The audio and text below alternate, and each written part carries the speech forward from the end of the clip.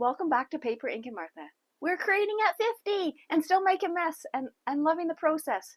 Thanks for joining me in my art room again. Keep creating, stay curious, and don't forget your story is worth making. My goal was to make videos every week. I've not met my target due to, well, life, but I'm trying not to beat myself up over it. I can't move backwards. Honestly, I should have just started making more videos when I didn't feel like it.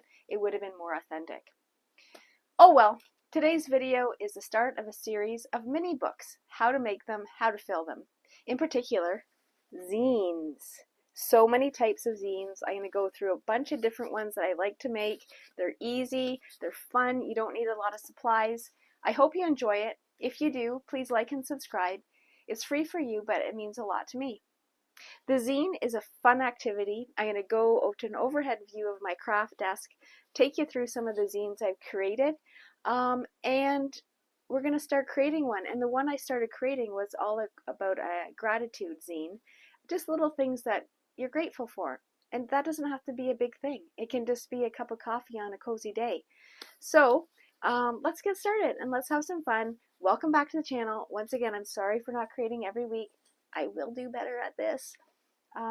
See you on the other side. I love making zines because they're small and low pressure. There's something freeing about a single piece of paper that becomes a mini book. So this one was made just at work, actually, with just craft stationery supplies I had.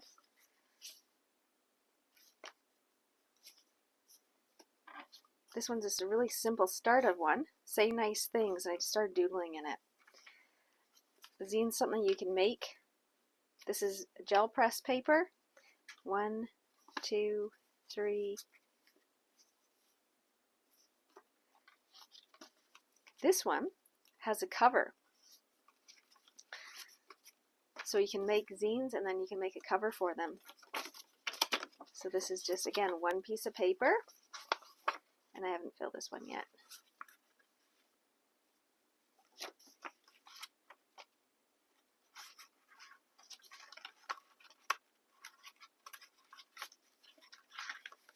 And here's another one with the cover that has some ribbons. And I've just done some little pieces of artwork on each page.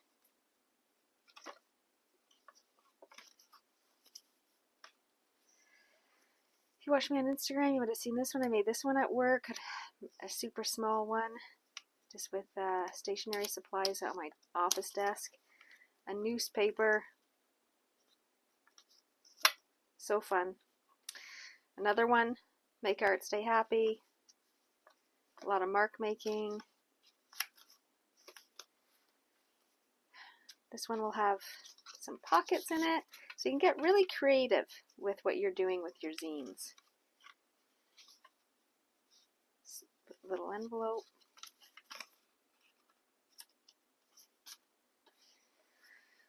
Here's another one, my mantras. Enjoy today. Take a break, you deserve it. Stay positive. I look pretty for me. I am enough.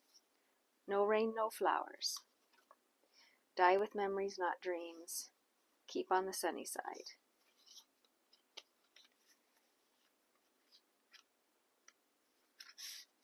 Happy thoughts. I call these smile books. They really are just zines. And the one I thought I was making to do for today was a Home Sweet Home, a gratazine. So I just picked 3 things that I was grateful for. Houseplants and my window feeder outside my one of my bathrooms. And I love watching the birds in the morning. And I love watering my houseplants. I'm not very good at it. I've been getting better at keeping them alive. And then my art room, of course, is my happy place. I'm very grateful for my art room and where I create, eat, sleep, craft, and repeat. Make art and be happy. And Jax and Simon, our 2 Siamese cats. When you're just feeling like you need a cuddle or a bit of inspiration or a break, go and cuddle these guys. So let's get to making a zine. So the basic supplies you need are scissors and paper. I'm just using regular printer paper, and we're going to start with is making a template so we know what pages go where in our zine. So simply take an 8.5 by 11 sheet of paper, or any size works, that will just vary the size of your zine, and fold it in half lengthwise. I'm using a bone folder. If you don't have a bone folder, you could use a popsicle stick, fingernail, just something to make your creases really tight and sharp. Next, open that up and fold it widthwise. So now you have your paper in a section of 4. And then we're just going to do a simple fold in the sides, one from the left side, one from the right side. Each time, try to remember to use your bone folder or whatever you can to make those creases nice and crisp. It makes a difference when we are folding our zine in the final position. So now we have 8 sections. Fold it in half one more time, widthwise, and we're going to take our scissors and we're going to cut the middle from the folded part of the middle to the first crease that you come to. So we're basically making a slit in the middle of the paper. And then we wrestle with the paper a little bit and fold it in half and wrap the pages around so it forms a little book. Use your bone folder to crease the folds so it makes a nice flat book. And that is the basics of a zine. I would recommend you do this as a sample and label the front, label the page numbers 1 through 6, because this way you'll always have a guide. So you'll know when your page is full open, what's going to be your front, what's going to be your back, because you're going to fold these the same each time. So once we open this up, we will see where those lay on the full size of paper. And again, you can use any size paper you want. You can use any thickness that you want, but just bear in mind that the thicker the paper, the harder it will be to fold. And that is really it. That is the basics of a zine. You can go, before we go on to our zine, I'm going to show you another way that we can cut the same folds. We're going to fold exactly the same way. So fold in half lengthwise. Some people call this a hot dog fold. Open it up, fold it in half widthwise, hamburger fold.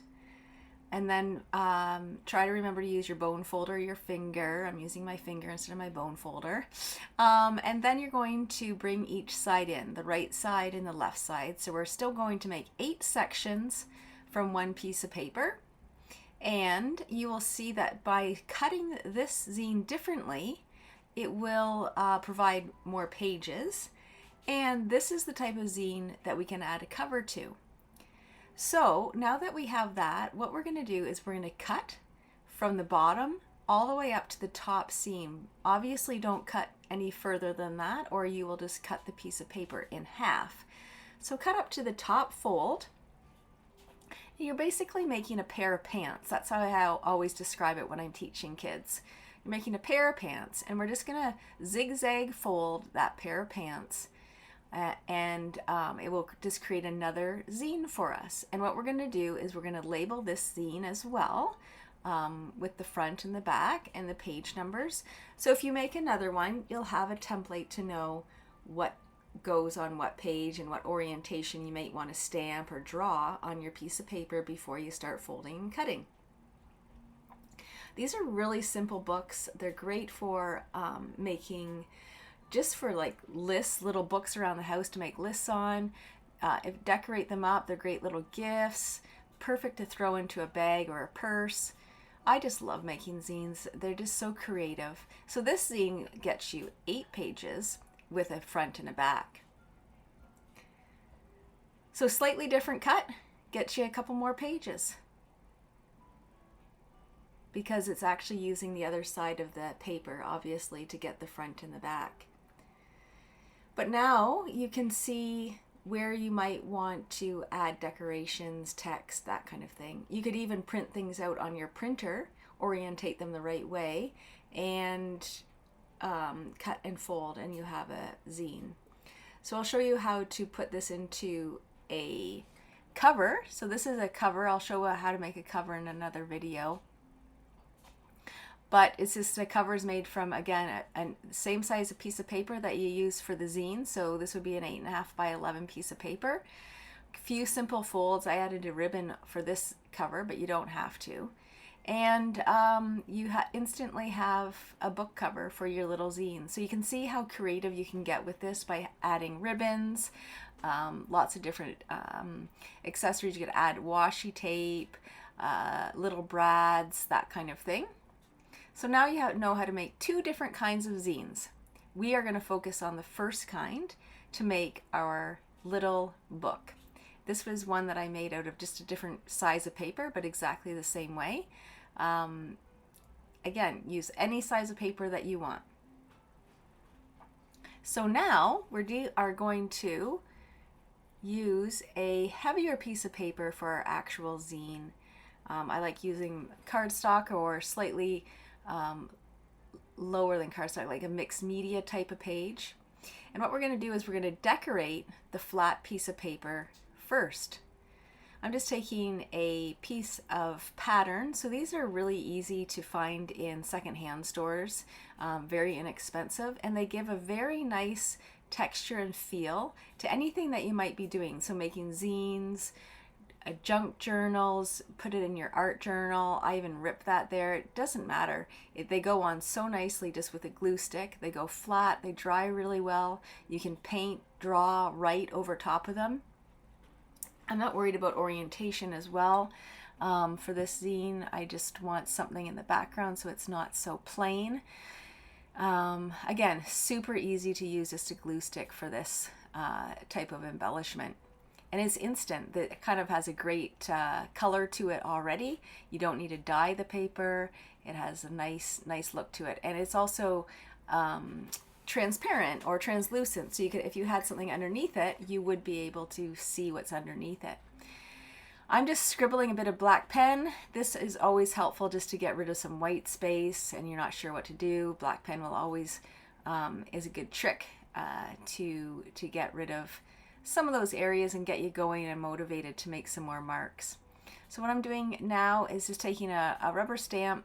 I usually use a StazOn ink pad just because they're so dark and they work on everything, and if I decide to use watercolor paint or anything else, they won't bleed or anything like that. So they are completely waterproof and they print on pretty much any surface. Randomly adding stamp designs here. Flowers are a good use of randomization because they just seem to go when you stamp them whatever which way, and if they're upside down on a page, they still look cool. So, and black stamp pads is always my go-to. And this one is a circle, but it looks like it could be the top of a flower, which is kind of cool. So it blends into my theme of stamping flowers. So as you can see, you can pretty quickly get some background images on a flat piece of mixed media page that looks pretty interesting, and it's going to look even better once we get it all folded.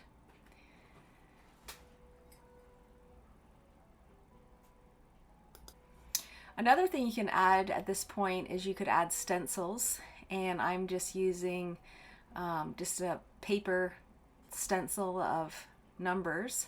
Number 3 here, and I'm using just a different color ink pad just for variation. So it's a light blue stamp pad, and I'm using a sponge tool just to apply it to the stencil. If you don't have stencils, you could make your own stencils out of heavier cardstock. Easy to make. It doesn't have to be a number. It could be anything that you wanted. Stencils are fun because you don't have to think too much. I'm outlining it just for fun, just because it wasn't too dark. Outlining images is a great way to accent what you have on your page already, and gives great variety once you see it finished. Adding paper is also a fun way to get some more dimension to your zine.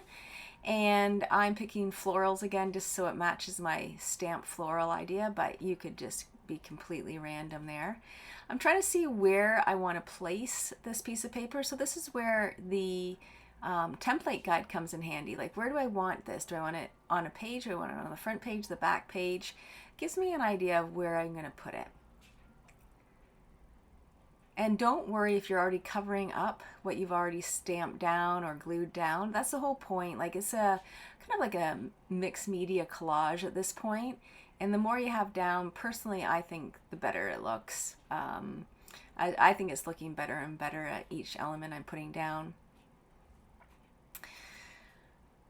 So this can be a gratitude zine or anything else. You can make these into birthday cards, any kind of book, a part to add to your junk journal. I'm just adding more colors here with acrylic markers, just for a bit more dimension. So now everything's pretty much dry. I'm going to fold it. Again, I'm going to do the hot dog fold, so long fold using my bone folder. So this bone folder is important here because I have more pages, so it's a bit thicker. My page is thicker to begin with using the mixed media paper. So the bone folder really helps to crease those edges down. I'm folding exactly the same way, so fold in half lengthwise and widthwise, unfold that all, and then fold in the left and the right side, and then I'm cutting up to the first crease from the center fold. So it makes a diamond shape. Fold that around. Sometimes if your paper's a little bit thicker, it's harder to fold, so just do what I'm doing here. Use your bone folder or something that you can really crease those edges to. Remember, it's paper. You're stronger than the paper, so just force it to where you want it to go. You can trim up the edges so it looks a lot neater if the edges bother you, if they're not completely touching point to point. Now we want to make sure we can add some more detail, so I'm just using washi tape, similar colors and patterns, but it doesn't have to be. I'm covering the first page, so it seals the first page down and covers up the imperfections of the folded edges because it didn't match completely corner to corner. And just to keep the same theme, I'm just doing that and covering some washi tape to seal the next two pages. You don't need to seal the pages at all if you don't want to, but I wanted to in this book. Those open pages are great places for pockets. So again, I'm just kind of looking through, seeing what I want to do next.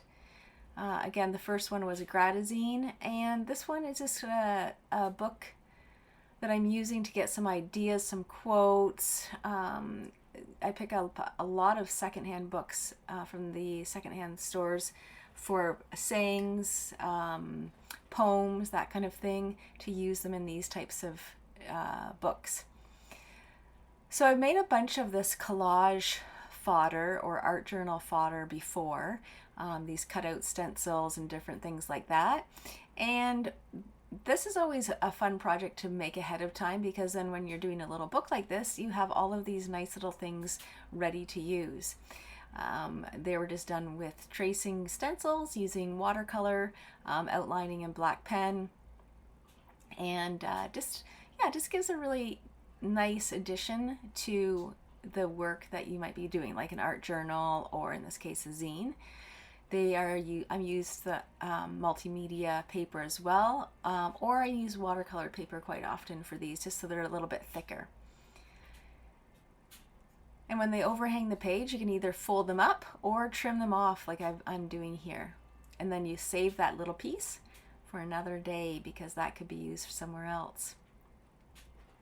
This is a really cute little stencil set. And it has lots of different purposes. You can paint them all different colors, make the creatures to be what they look like, or something completely different, just using your imagination. And as you can see, the book is really coming together. I'm really happy with it at this point. It looks like it will be I don't know, just different dimensions, the heights of the different pieces of paper, the feel of the paper, different consistencies of the paper. The pattern paper that I use to begin with is obviously very thin, and it contrasts well with the thicker watercolor paper that I'm adding to the book now. Trimming off the overhang, and again, see, those are great pieces to use for another book. And if you don't have stencils, again, you don't have to use stencils to make art fodder at all. You could easily just do watercolor circles or just circles on a piece of paper, stamps, cut them out. And that's basically what fodder is, just cut out decorations to add to your book. The next thing I'm doing is just adding some positive words to this little journal. So this is a gratazine, really to make sure I remind myself to be kind to myself and to remind you to be kind to yourself. And oftentimes if we don't tell ourselves these things, sometimes you never really hear it out loud. So it's nice to put it in a little book as a reminder that you should be kind to yourself. So just little positive sayings. I'm trying to figure out what I want to do with the theme, and you could add anything here you wanted depending on what you're using the book for. And if you wanted to leave it blank, that's great too. You could use it as a little notebook and throw it in your bag, put it on your desk at work or in your art room, use it for notes, that kind of thing. If you don't like your own writing, you could use text from old books. Dictionaries are always a great resource to use if you could get definitions of words that you like, for example. It's always a great idea, very simple and fun, and you can decorate the page that you actually cut out and highlight the area that you want to use from the dictionary page.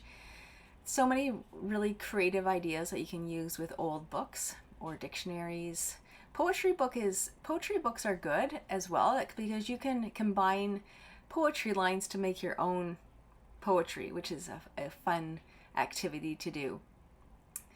So when you're thinking about a gratazine, like the first one I did, if you just think of some things that you're grateful for, put it in a little zine. Zines are so small that you don't need to have a lot of verbiage. You can just put the words of what you're grateful for, and it's always just a little reminder. Are you grateful for your family, your friends, your job, your art supplies, whatever it is? There's so many things to be thankful for.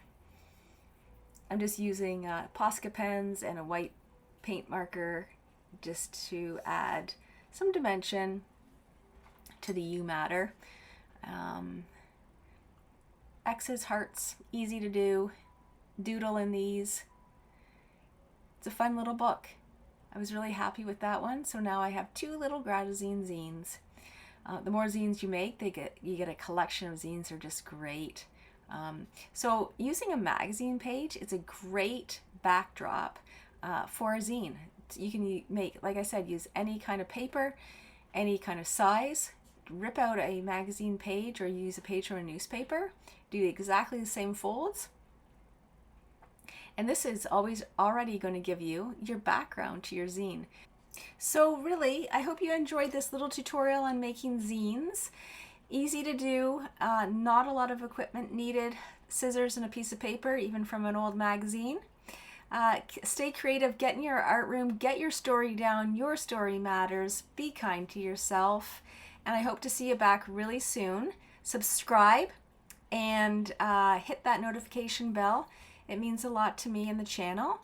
If you want to share your zines, post them. Let me see them. See you next time.